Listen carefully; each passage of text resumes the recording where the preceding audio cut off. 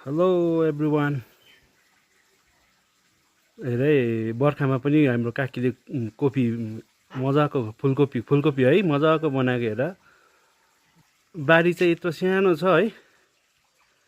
यो बारीमा चाहिँ सबै कुरो फलाउँछ है हाम्रो काकीले।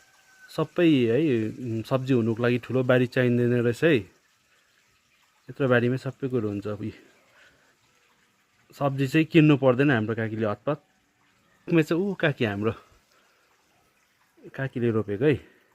काकीले है सबै कुरो रोप्छ।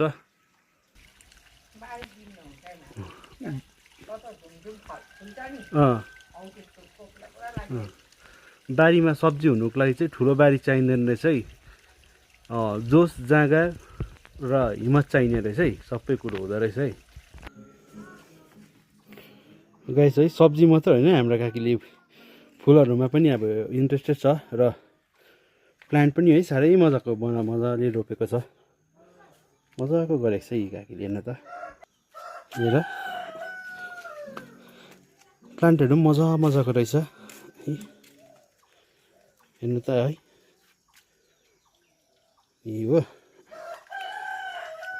जोस र जाँगर चाहिँ हुनुपर्ने रहेछ। हेर्नु त मजाको हुँदो रहेछ। र यो फुल पनि त्यतिकै मजाको फुलाउँछ है हाम्रो काकीले। हेर है हाम्रो काकी र काकाले है फुल चाहिँ काकाले पनि ध्यान दिन्छ। काकी चाहिँ स्याहार्ने हो। स्याहार्ने काकी चाहिँ उयो हो। हेर्नु त साथी यी सिमराया बारी सानो छ है। र हेर्नु न सब्जी फुलकोपी मकै सिबी है। हेर्नु त गाइस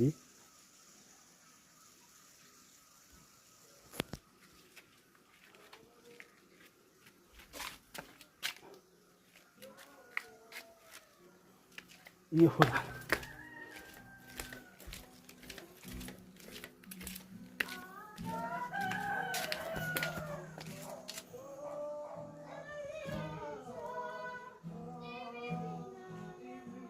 हेर्नु गाइस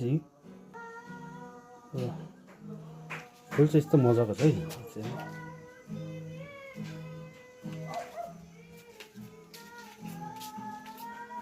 फुलको कलेक्सन हेर्नु नि यो पनि यति मजाले रोपेको छ साथी हो।